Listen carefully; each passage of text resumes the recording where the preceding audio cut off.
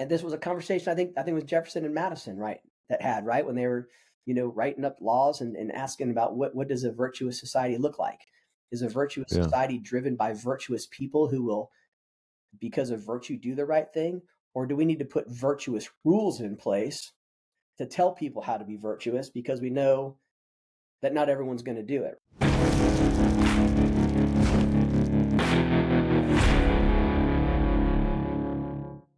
Men's Alliance is tribes across the nation that meet weekly for rugged outdoor workouts and real-world devotions around a fire. We are changing what Christian men's ministry in this country looks like. And when you're ready to challenge yourself physically and spiritually, join us at men'salliancetribe.com. Welcome to Men's Alliance Podcast. Special guest today, Dr. Anthony Randall. Anthony, thanks for being on the Men's Alliance Podcast. It's great to have you here. Hey, it's great to be here. Thanks, Goose. Yeah, man. Anthony has an amazing story, amazing career. I'm looking forward to this conversation to hear more about him. West Point graduate, Army Lieutenant Colonel, retired, special operations background, chaplain, pastor, and currently the president of Vanguard 21. But the way I first heard of you, Anthony, was through your book, Practice Makes Permanent. And guys, this is an amazing book. Gladiator handed it to me a couple months ago. And the subtitle is What Warriors Teach Us About Character, Leadership, and Trust. So a lot of stuff. You got an incredible bio.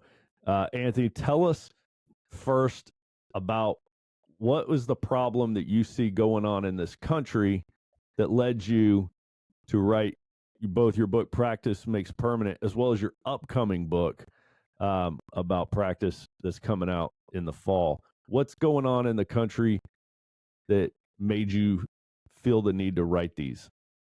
Yeah, well, I appreciate that. Excited about the book coming out this fall, October 1st, at the Military Influencer Conference. So if you have any veterans that would like to attend that, or any active duty folks, it's a great conference. And really, the bottom line is that what I've just seen over the years is a loss of practicing a life well lived, right? I mean, if we want to start with scripture, Paul in Romans 12:31 says what? He says, "Now I will show you a more excellent way." After as he's laid out all of these things to the church in Corinth. And if you know anything about the city of Corinth at the time, it was a pretty wild place to live, especially as a believer. And then from that place of 12:31, he goes right into 1 Corinthians 13 and basically says, stop acting like kids, act like grown-ups, right? And let's get back to living lives of excellence and lives of virtue. And he highlights faith, hope, and love, and the greatest being love. So for me, it's an essence of practice. How do we practice a life of excellence, right? And by doing that, we need to align our passion and our purpose and our precision. So the problem that I've seen over the years is probably what many of us have seen, is that we need to restore civility and trust and leadership to the public square. We had a civic public square that was founded on virtues of classic liberalism, and it's being destroyed, I think, today at least, by vices, right? Not virtues, but being destroyed by vices of religious totalitarianism and progressive secularism. We have what I like to call educated derelicts. We've got bully pulpits. We've got a society that's overloaded with information, and yet they lack the process to critically think. And so we've got an entire generation that is being told what to think instead of learning how to think, right, epistemologically, and how to practice and practically live life. So, for me, moral courage has been blunted. People's clear minds have been baffled. And our souls have been burdened. And so, in Practice Makes Permanent, I talk about the fact that our nation has been numbed into mediocrity. We talk about the bell curve of mediocrity, right? And so we've lost the art. We've lost the art of practicing a life of excellence and aligning that passion, purpose, and precision to serve others, right, and to transform the world around us, which goes back to the Great Commission, that we're called to love God with all our heart, mind, and soul, and to love others as ourselves. So So practicing excellence is the opposite of our society that's consumed with instant gratification and self-glorification and self-preservation. Um, practicing excellence is the opposite of that. And so we have an And opportunity to do that. So that's it, man. That's kind of my that was passion. so much in there. Holy smokes. We could just No, spend hours, I feel like, unpacking that. Uh, gosh, first of all, the very first thing that hit me, was I just don't hear people talking like this. Mm, Using words like practicing, living a life well lived, living excellence, um, and virtues. You don't hear that word virtuous much, or even virtues. And the thought, kind of the concept you're invoking, is practicing living, which is kind of like a unique thing itself. Like, you're practicing it, right? Like, people practice law and medicine, and we're kind of practicing living. But especially when you say practicing living a life of excellence, that just sounds lofty and amazing. And practicing living a virtuous life of excellence, man, that is such a powerful sentence.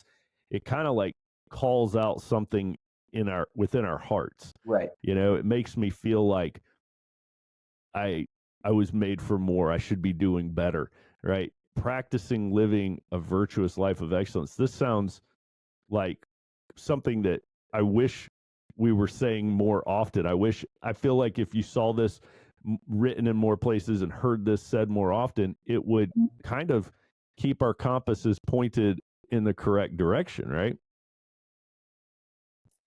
Yeah, Dave, I think so. And the key to this is the book says practice makes permanent, practice does not make perfect. This isn't about being perfect because none of us are perfect. This isn't about achieving some level of perfection, right? So, to your Christian audience, we call that sanctification, right? Well, sanctification looks like the stock market in a Christian's life, right? I don't know about Hmm, you, but mine kind of looks like this, that's right. hopefully an upward tick, right? To becoming more like uh, God calls us to be. So it's not perfection, it's this essence of pursuing excellence. And, we all have a different approach to the way we do that, but we've got to have a mark on the wall to achieve. For all your hip, stylish listeners out there, you'll notice I'm not wearing a white t-shirt under my golf shirt today, which my wife always identifies as you need to wear a white t-shirt. Well, it's because I'm wearing a rash guard right now because when we're done with this podcast, I'm going to jujitsu for an hour and a half, right? So, I mean, it's Nice. those little things every day that each of us do in our own lives that, you know, I I haven't pursued. I mean, I haven't found perfection in martial arts yet, and I've been studying for 30 years. I'm in that constant pursuit of it, and that's what's exciting about it. That is. One of the things you mentioned earlier was this phrase you said, educated derelicts. What does that mean? Who is an educated derelict? What does that person look like? What do you think that is? Um, well, I get the educated part, so smart. But when I think derelict, I think like a homeless person is what comes to my mind. Somebody who doesn't, um, you know, um, really have a dwelling place, but they roam around from place to place without a home. So those are the thoughts that come to my mind. Yeah, I love it. I love it. I think we are a society today that is overloaded with information Mm-hmm. and underskilled in learning how to think critically and process that information. So if we go back to wisdom literature, ancient wisdom literature, you choose your faith, you choose your philosophy. I'll use Proverbs and Song of Solomon and Ecclesiastes, that kind of ancient literature. We see this process of wisdom, knowledge, and understanding, right? But Mm-hmm. wisdom is a virtue. Wisdom is a Right. virtue that we see in Platonic ethics. It's a virtue that we see in Stoic ethics. It's around the world. Wisdom is something that is it's deep, it's innate. I mean, you've got to spend a lot of time pursuing that wisdom, and wisdom is found, essentially in our soul and our heart. Knowledge is the cognitive processing of wisdom. So if wisdom is a virtue, then knowledge is that cognitive application of it, that critical thinking, of learning how to think critically, or using the Socratic method, or whatever the case may be. And then understanding is the practical application of it. So when I say educated derelicts, we have people today that can spout off statistics and website links and facts and all of these things, but they have no idea how to process that information and use it effectively with wisdom, right? Mm. And so really like you said, they're running around Hmm. basically lost, Yeah. right? Is this Wow, that's really good. Yeah. Yeah. So I think if you've got a military audience out there that follows you, it'd be on maybe how we do IPP, or how we, prep the battlefield with intelligence, right? We have all of this information, but what your intel guys do a really good job of is they take that information, they process that down into intelligence, right? And then they process that into actionable intelligence that you can actually act upon. And I think in our society today, we are overloaded just in the information space. Oh, for sure. Yeah, that's right. I also heard the difference between wisdom and knowledge that I really like is knowledge is knowing that tomato is a fruit, right? But wisdom is knowing not to put tomatoes in fruit salad. What does this fit? I love that, man. That is a great analogy. Yeah. And then a philosopher um, that I was listening to at a apologetics conference added to that, and he told me that philosophy is pondering whether or not all of that makes ketchup a fruit smoothie. So there you go. That's deep. Now That's really deep. it's deep. It's full circle.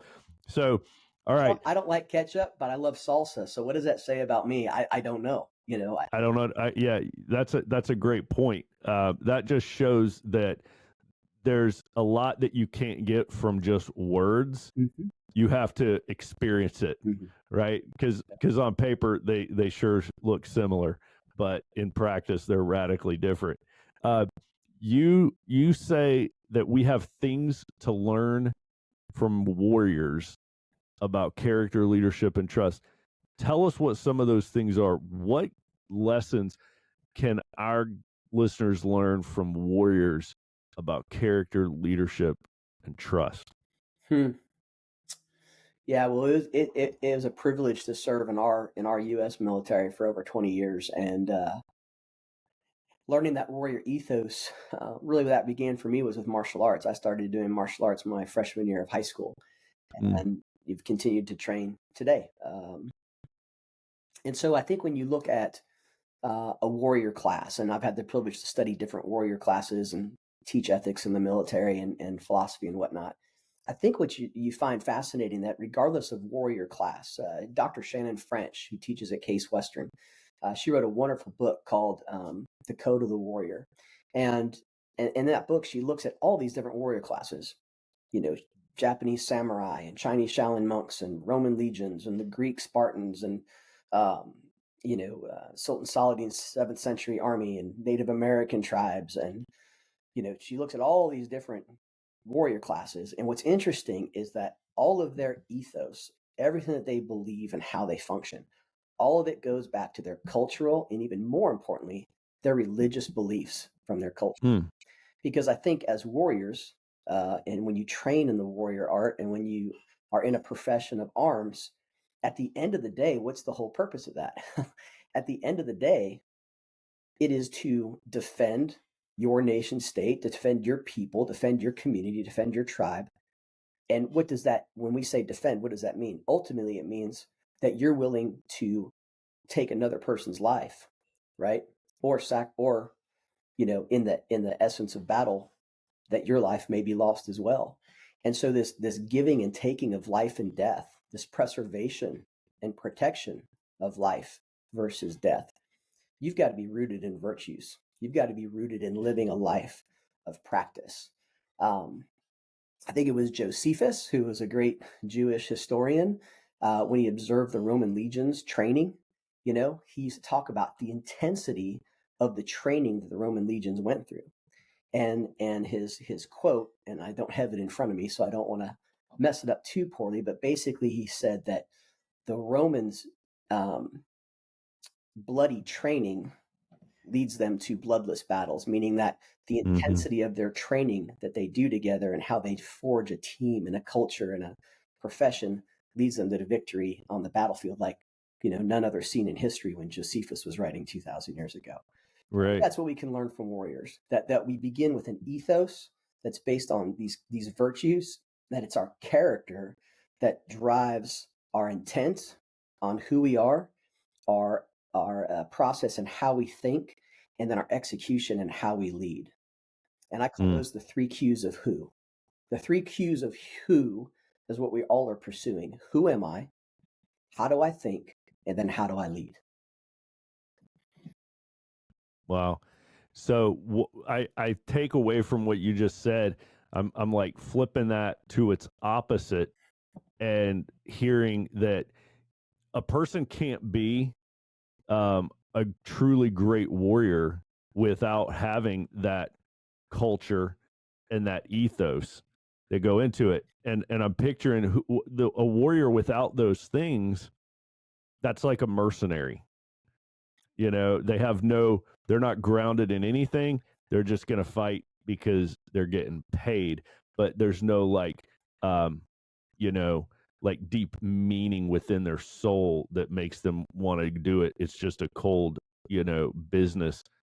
But everybody knows through all history of warfare that um, they're not the best fight. Mercenaries are not the best fighters, Right. right? Because they have no skin in the game. They're just doing it for the buck.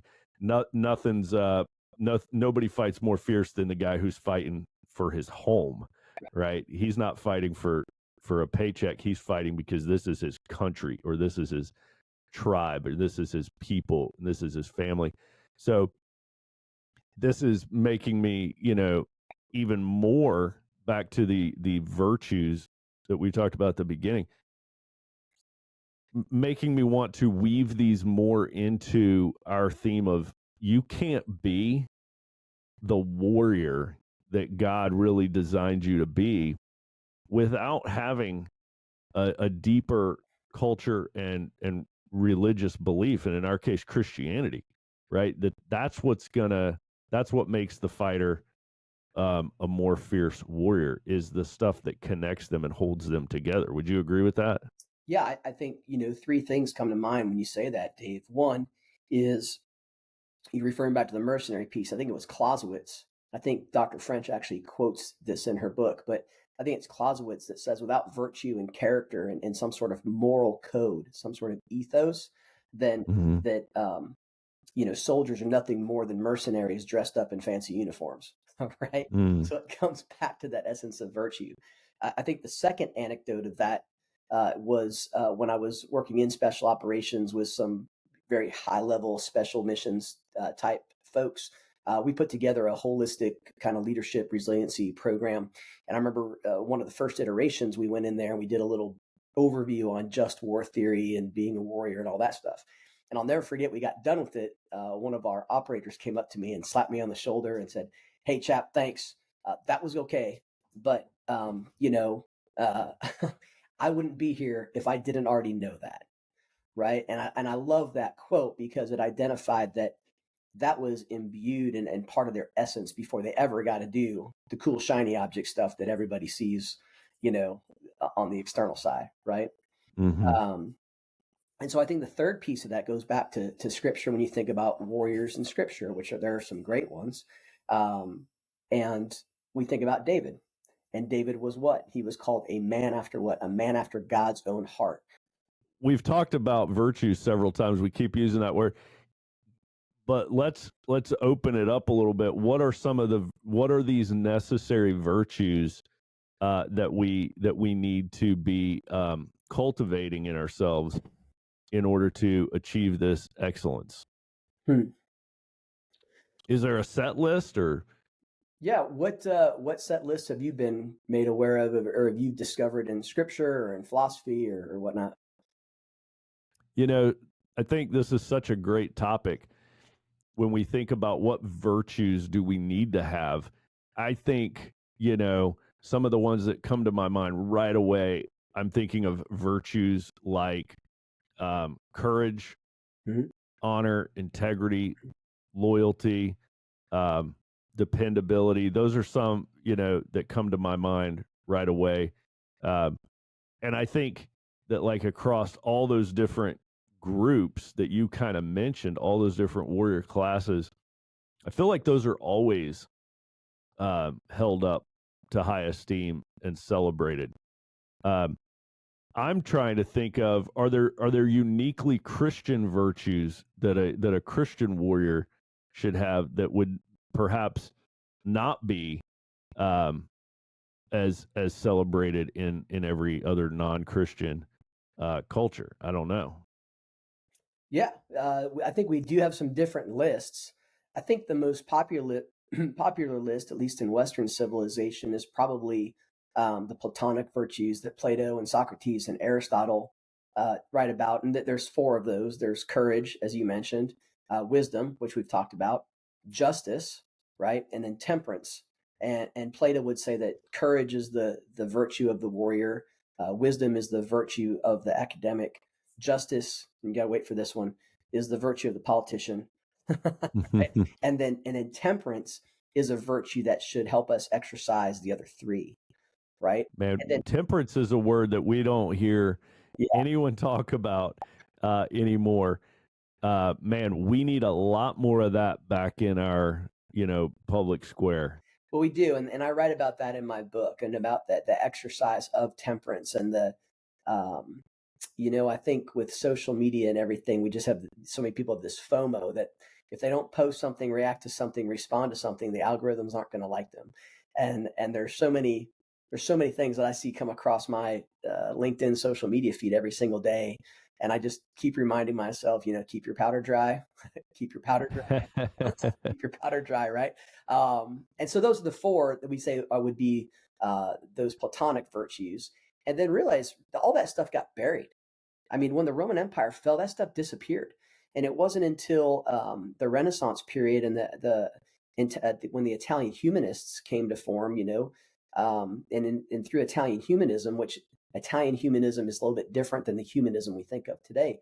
One of the greatest Italian humanists was the Catholic theologian, um, Thomas Aquinas, and he rediscovered these. And so he took courage, wisdom, justice, and temperance, and he added, right? I call them the wedding crasher virtues. If your audience has ever seen Wedding Crashers, right? When Vince Vaughn and Owen Wilson are taking a bet in the middle of the homily there for a wedding, yeah, hey, $50 says he goes with 1 Corinthians 13, right? Mm-hmm. And that's faith, hope, and love. And so Aquinas adds these spiritual virtues that, again, as we started our conversation today, the Apostle Paul talks about.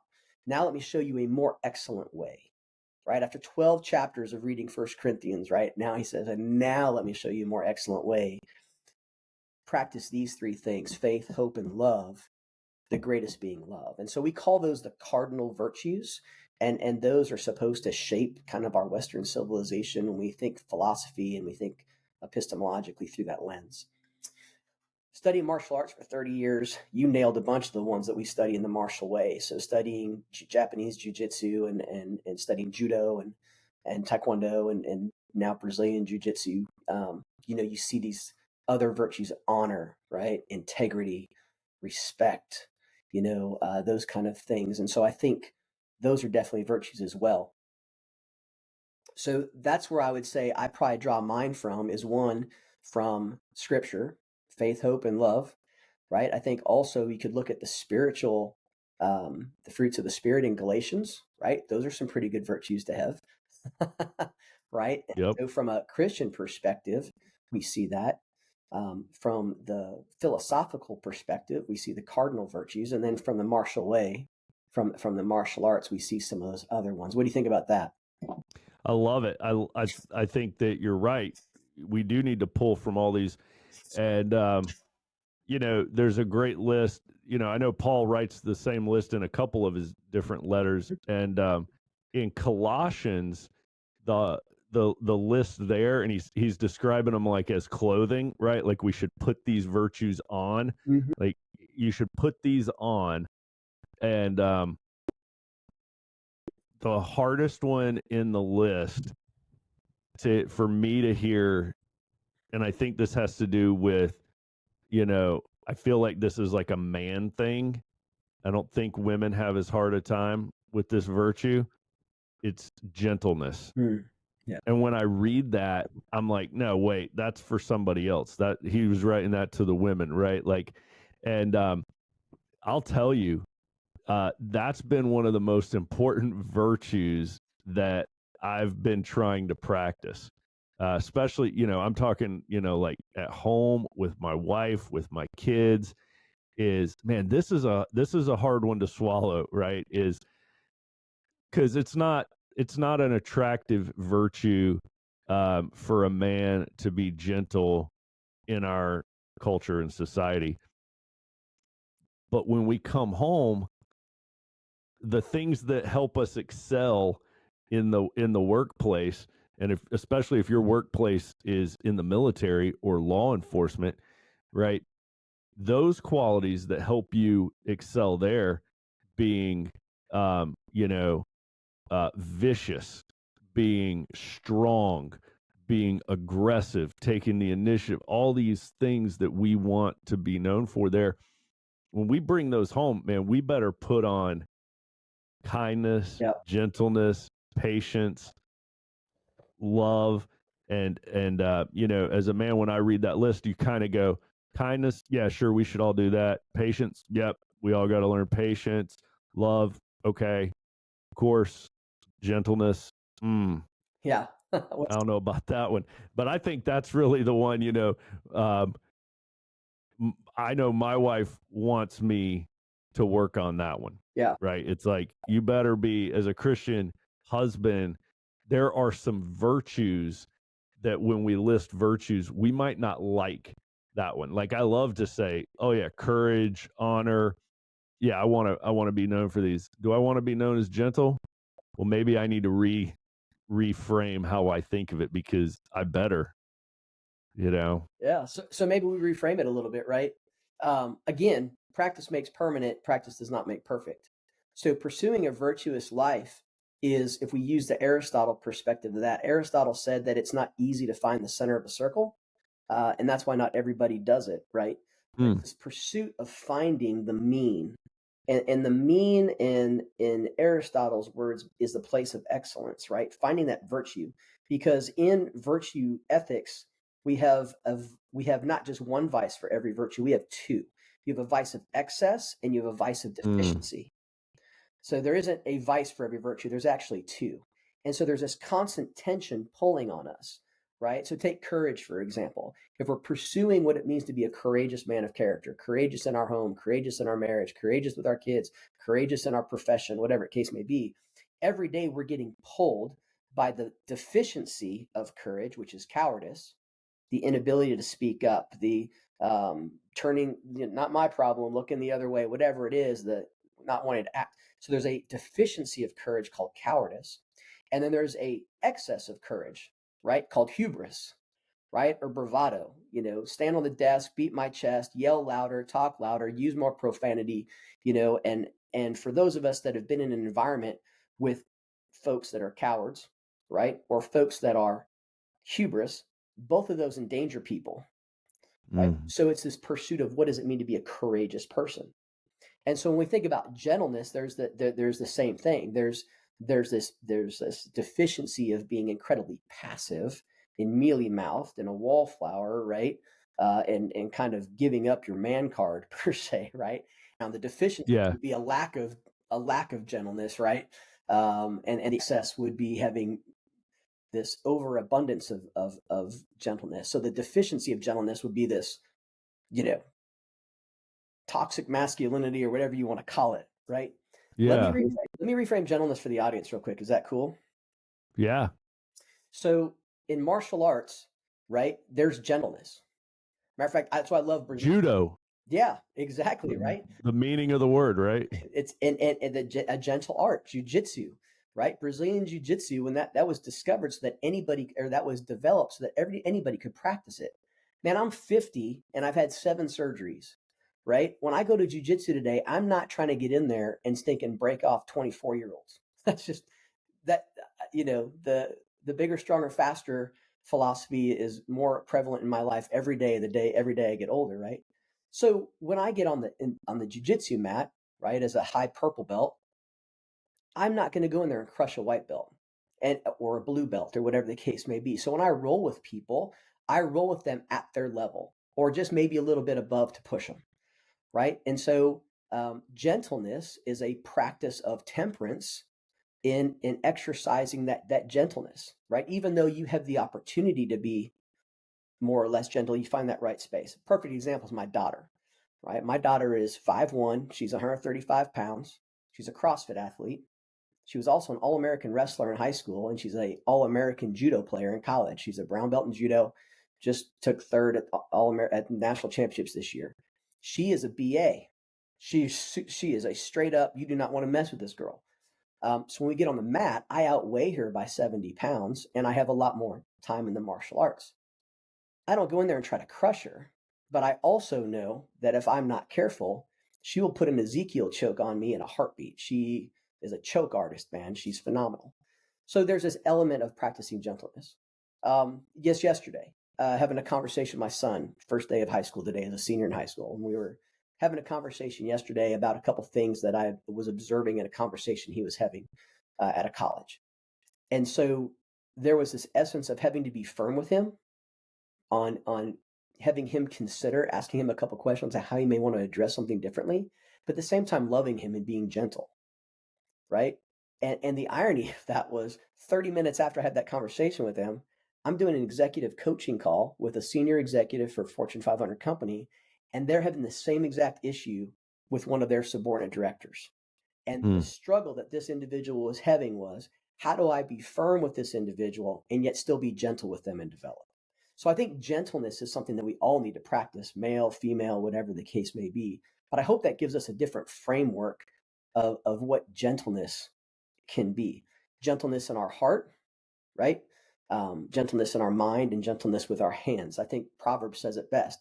Be slow to anger, right? Be slow to speak, right? Be quick to listen, right? It doesn't say that you can't get angry. It says be slow to anger. Right. I heard a general say one time that if you ever lose your temper, it needs to be pre-planned. Right? Like it's a decision you came to slowly. It's not a spur of the moment. You lost control. It's you decided, you thought about this wrong that you know about, and you've thought about it, and you've decided this warrants me getting angry about. And I think that's how Jesus got angry. When he's throwing the money changers out, I don't think he lost control, right?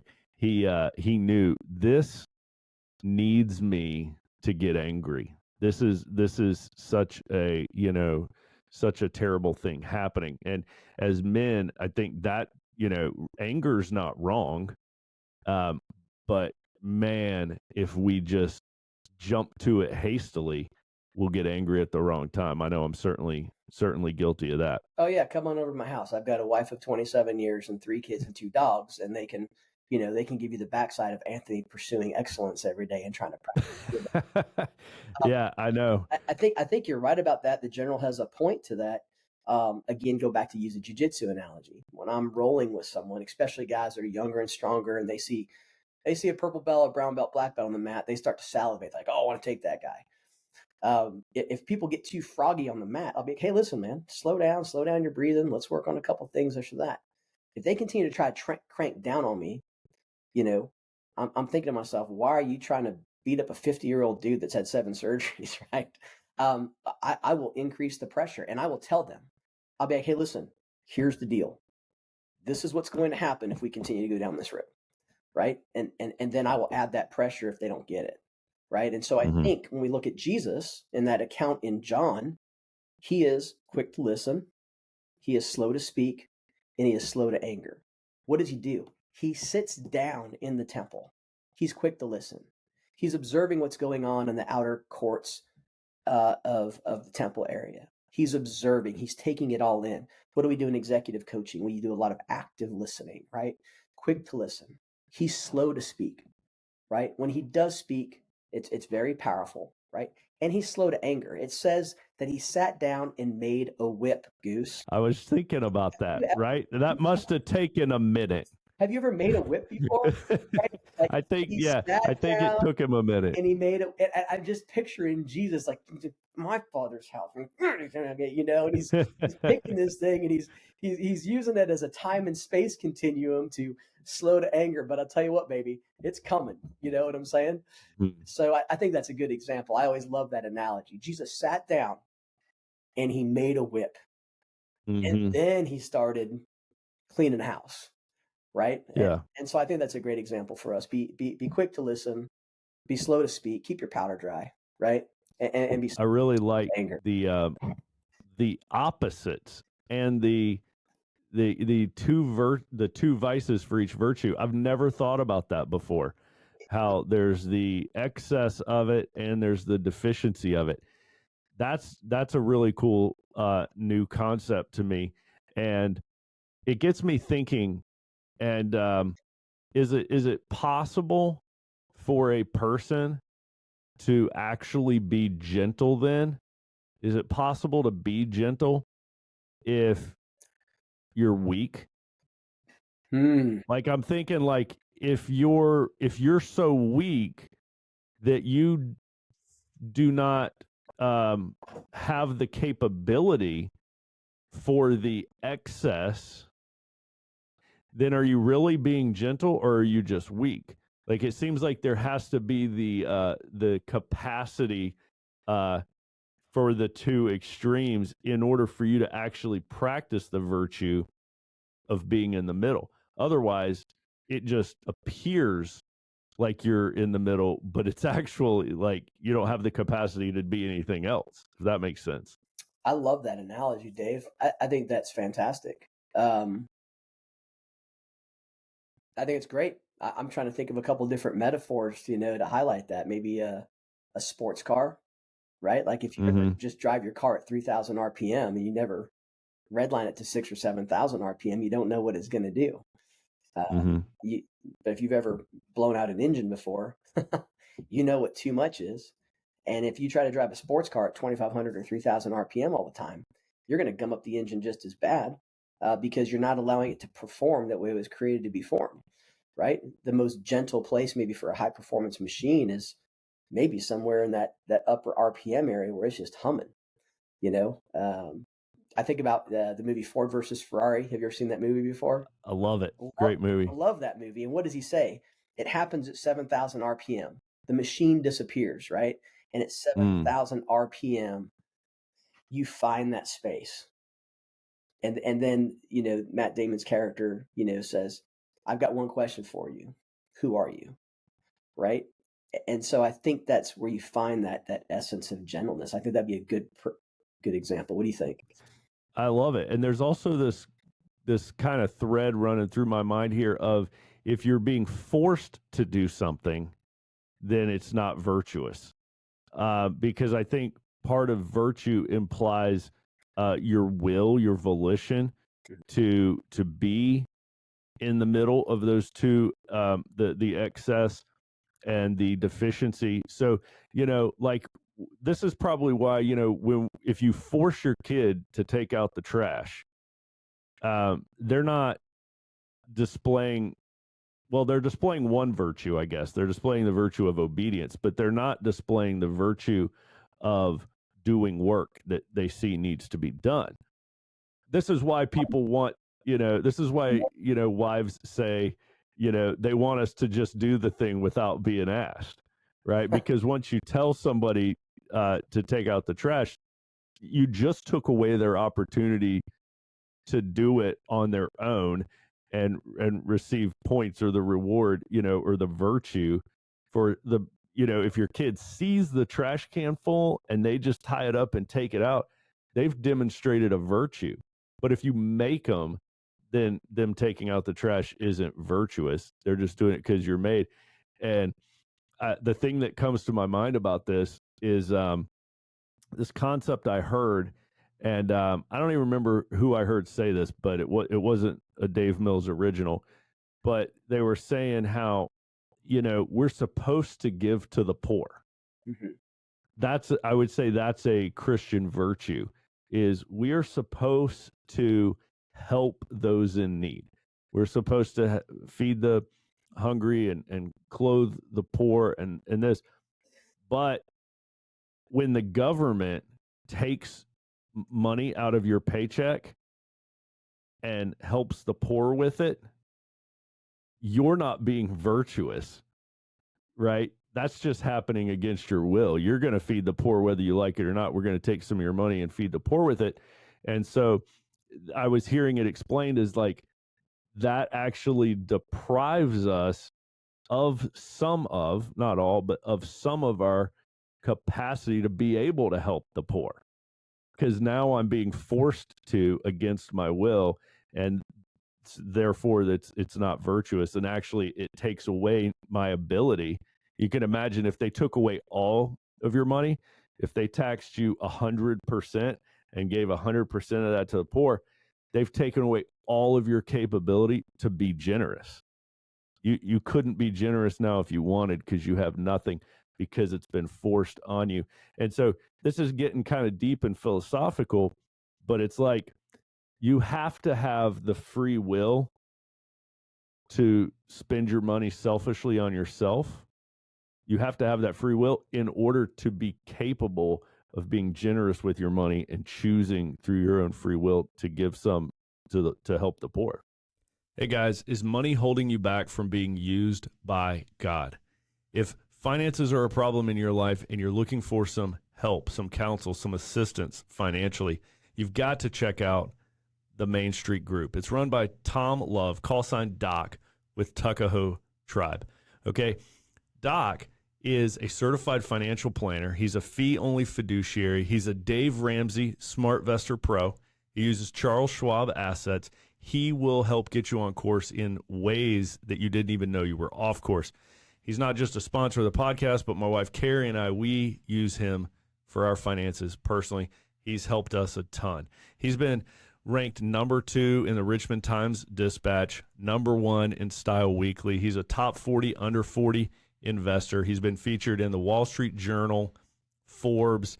He is the man to see to get you on course financially. God saved Tom spiritually and physically, and God is the reason for Tom's success, and he wants to help others succeed also. So whenever you go see Tom Love, a.k.a. Doc, don't forget to mention that you are a part of Men's Alliance, and he will donate your first year of fees back to Men's Alliance nonprofit 501c3. So he's not only helping you, but he's helping our ministry as well. So do yourself a favor, go see the Main Street Group with Tom Love. It's in the show notes. Check it out. And as always, Dave Ramsey and Charles Schwab are separate entities, and past performance is no guarantee of future results. Check him out, the Main Street Group, Tom Love. Yeah, I mean, I think you're hitting on a really key aspect of ethics, right? In that all of us are morally autonomous people. All of us have a moral worldview. What you and I think right or wrong might be different than what someone listening to this podcast thinks right or wrong. Morally, you and I might disagree on a couple different things. This is my true north. These are my moral values, and this is how I make decisions, and this is yours.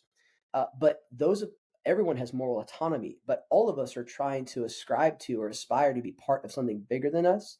And when we choose to be part of a bigger cultural ethos or professional ethos, when you get paid by a professional sports team and they pay you money and you wear their uniform, you have signed an agreement to adhere to the ethos of that sports team. Or when you sign your name on the dotted line and raise your right hand to support and defend the Constitution of the United States as a military member, you are saying, these are my moral beliefs.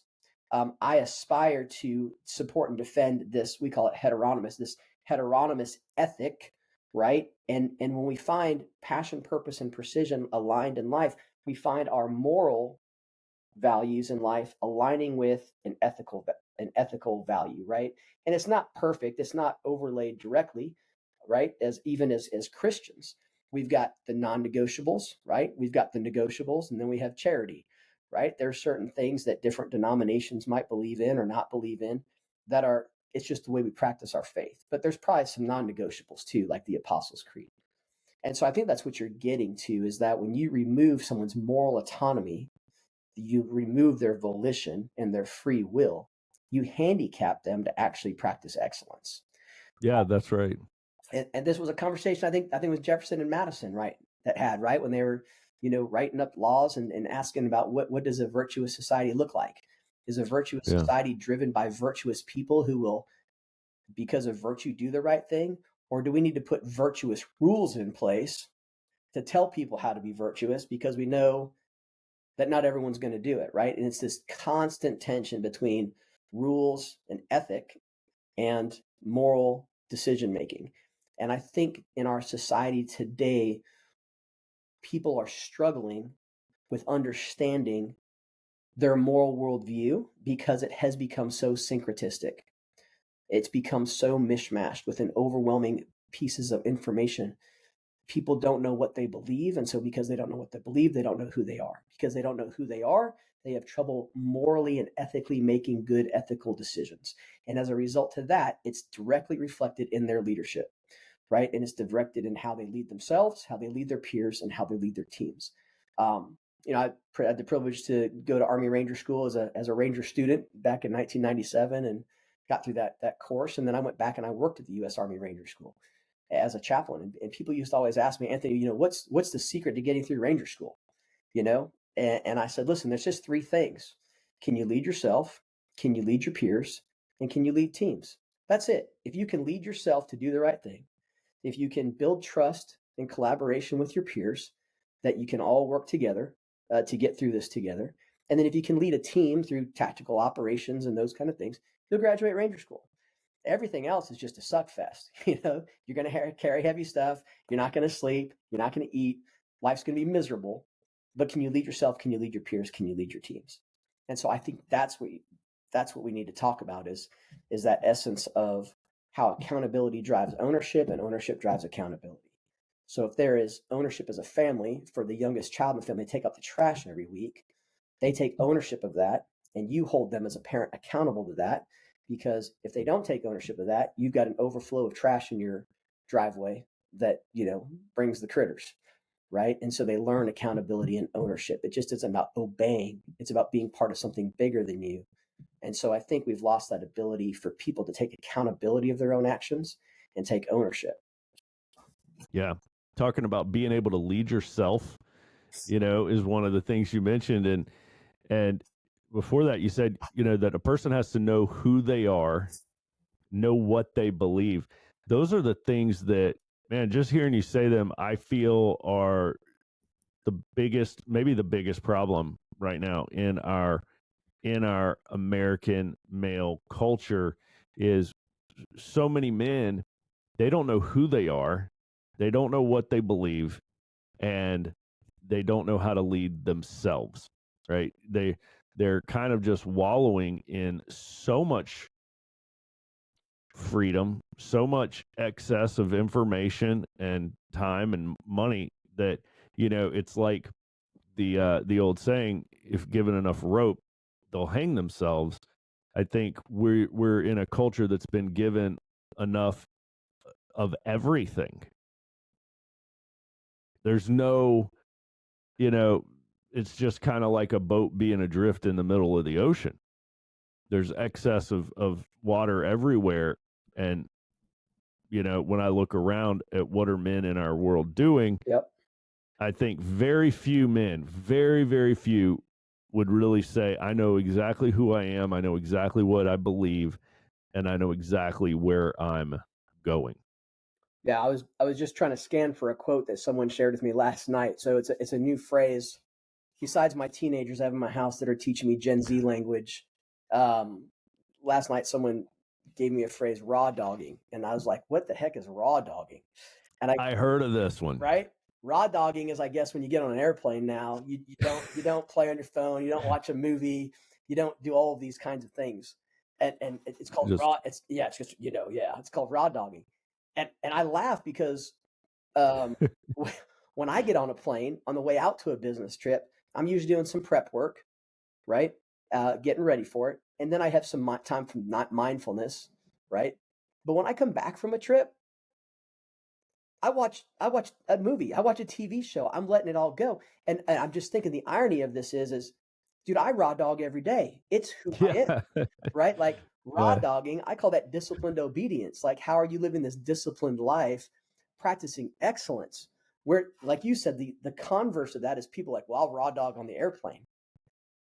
I'm thinking, you just told me everything I need to know about how undisciplined you are in the rest of your day. I don't know. That's just me. I don't know if you Yeah. same thing. Well, when I first heard the definition and I was like, oh, it's people that are they're on an airplane and they're not partaking in any entertainment. They're not going to watch a movie. They're not going to play on their iPhone. They're not going to read a book. They're just going to like stare straight ahead. And I think if you Google raw dogging, it says either like do nothing or I read it. You can watch the moving map display. You can have the airplane on the moving map display. And my first reaction, I told my wife, I was like, I have thousands of hours logged raw dogging. I was an Air Force navigator. I've spent quite a bit of time flying without any entertainment. That's So I think we get the chuckle out of it, but I kind of see it as a good thing in that, hey, at least they're giving this a try, right? It's almost like the pendulum swung so far with all of the constant downloading of movies and games on everybody's phone and tablet, that they can't bear to be alone with their thoughts for 5 minutes. That they've kind of realized this is a problem, and like, maybe, you know what, maybe I just need to spend this 2 to 3 hour flight here just thinking. yeah. Maybe I can turn off the entertainment and just think about my life and where am I going. So I see it as crazy that it's a thing that has a name, but it's kind of a good thing too. Hey, at least they're trying to turn off all their noise and all their distractions and maybe just spend a little bit of time thinking. And it reminded me, I heard a comedian say that people our age, we never talked about or heard the phrase practicing mindfulness, Right. which is kind of like raw dogging, right? That's the same thing. They're practicing mindfulness because he said it wasn't a thing we had to talk about because that's all we did all day, every day, is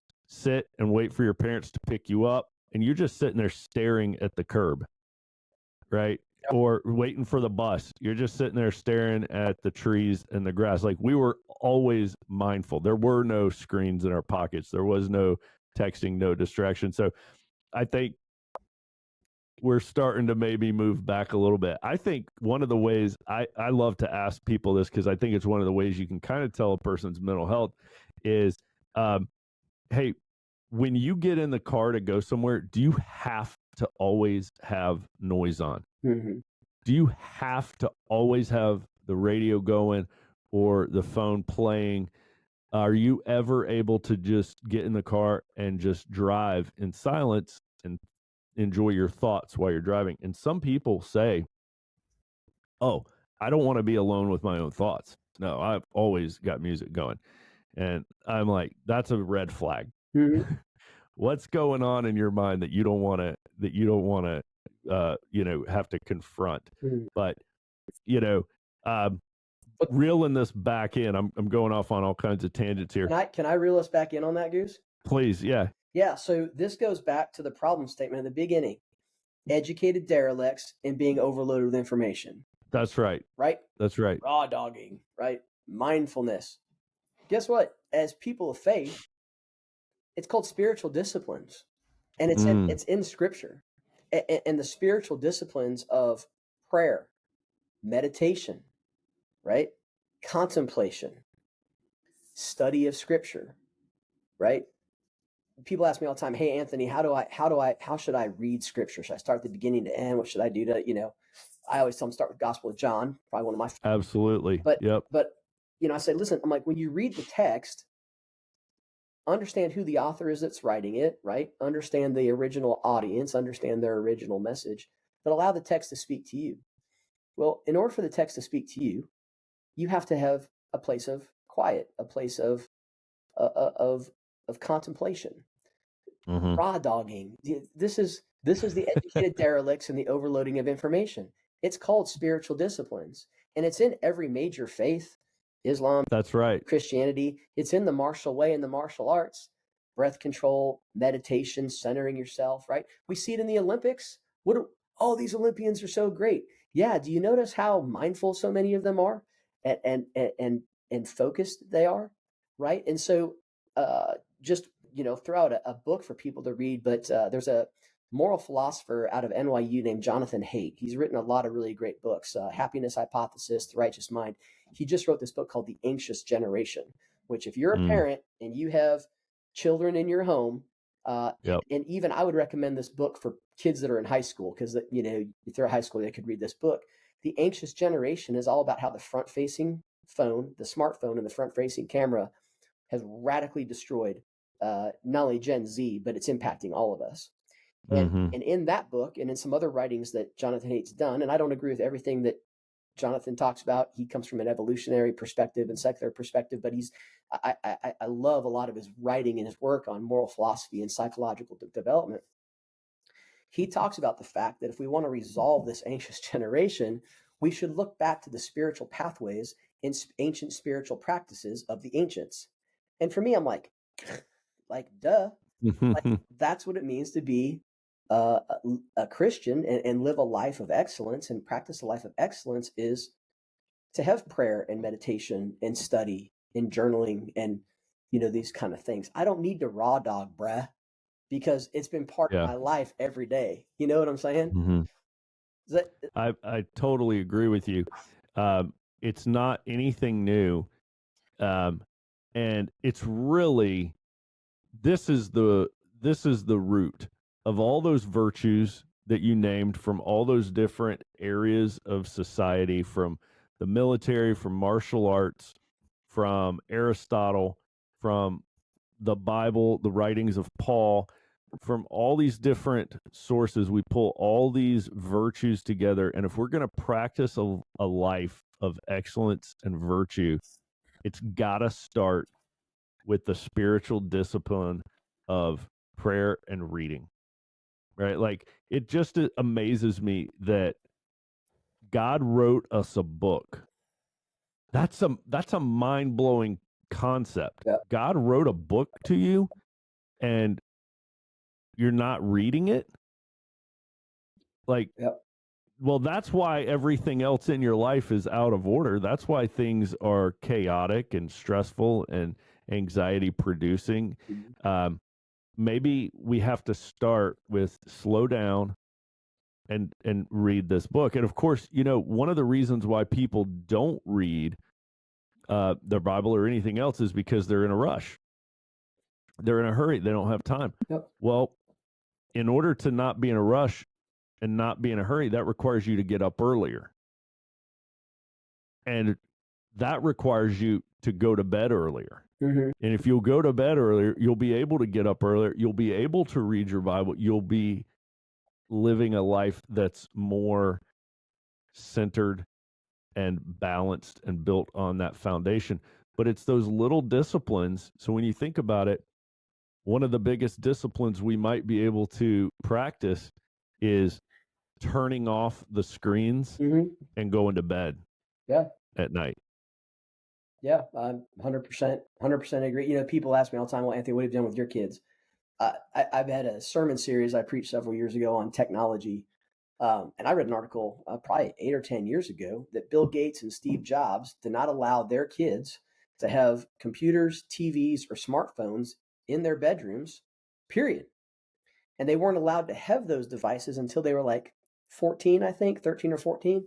So if Steve Mm-hmm. Jobs and Bill Gates did that with their kids, and they know what they know, what should that tell us? And so for us, our kids didn't get cell phones until they were 13, 14 years old.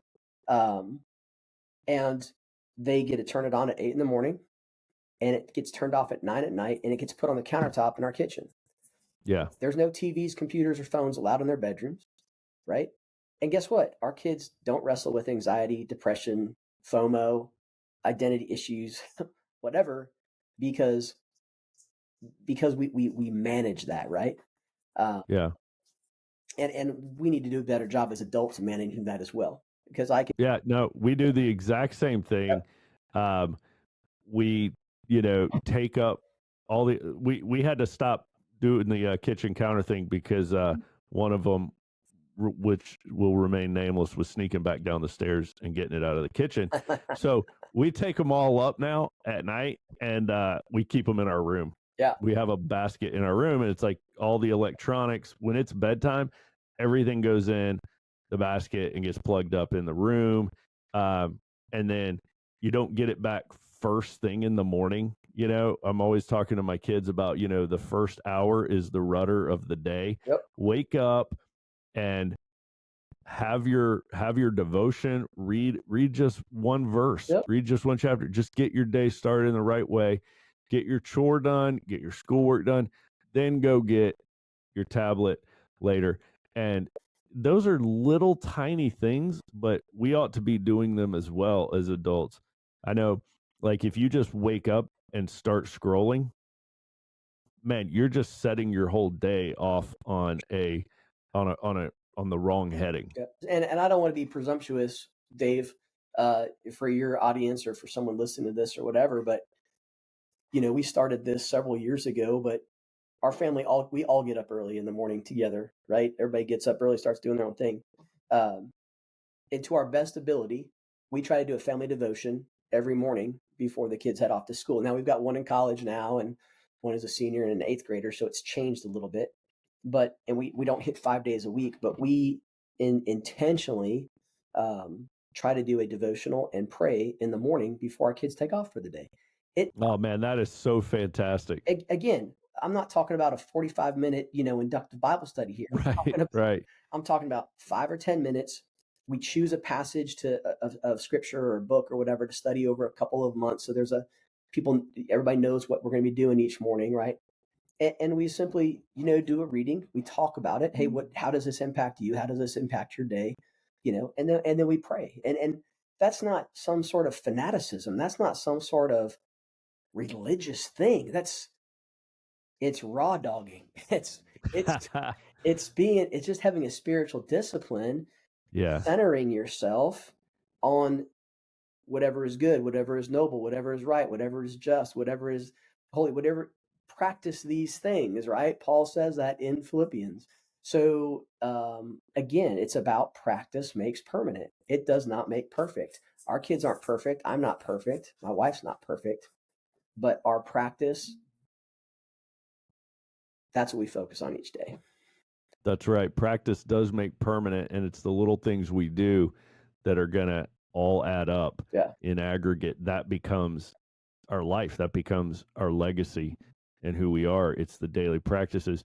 And guys, there's no better virtue, there's no better discipline than leading your family spiritually, Yep. right? 100%. And you know, we know it's hard because we all know that, like you said earlier, Anthony, nobody knows your flaws as well as your family, That's it. right? Yeah. Nobody knows as much about me losing my temper and breaking the Xbox controller, uh, quite like my family, right?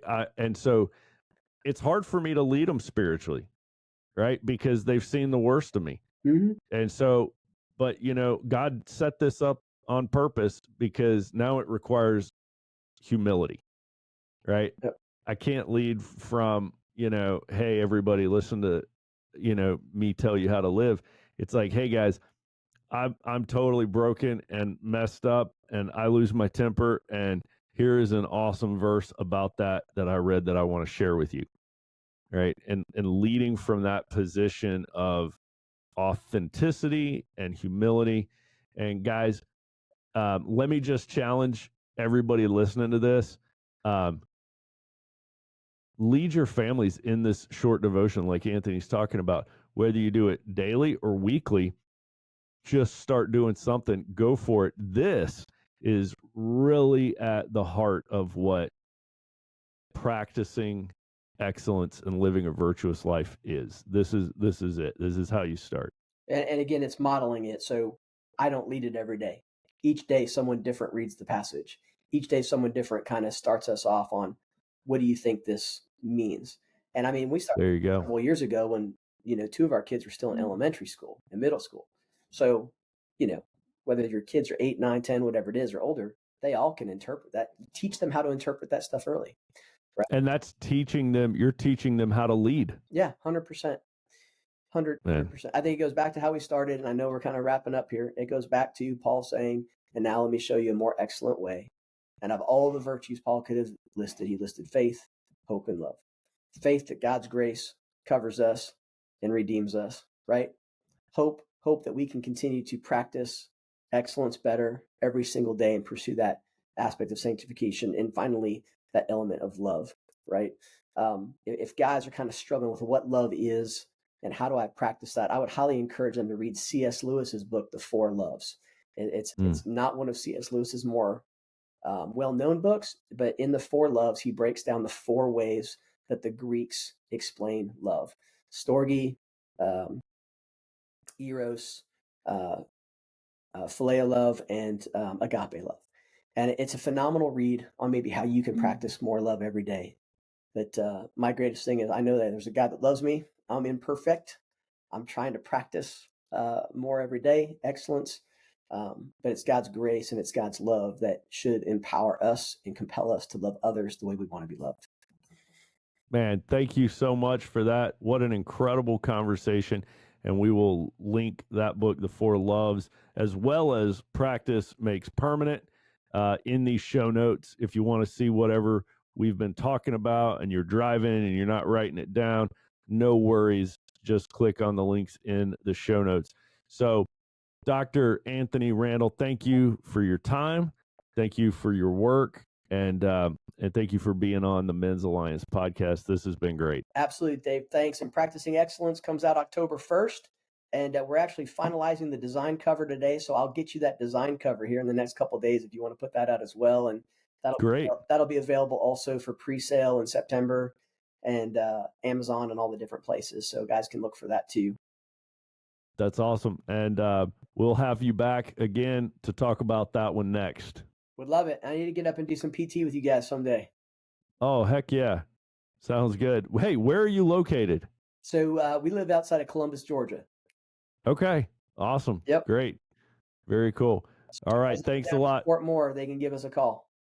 There you go, guys. To find out more about what we're doing and to join us on our mission, go to men'salliancetribe.com. And don't forget to subscribe to our YouTube channel and give us a 5-star review.